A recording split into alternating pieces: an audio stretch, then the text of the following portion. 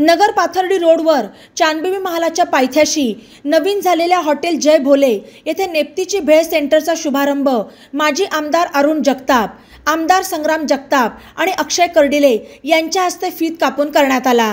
यावेळी जय भोले उद्योग समूहाचे संचालक सर्पमित्र कृष्णा पाटील बेरड, पहलवान ऋषिकेश खामकर आदी उपस्थित होते।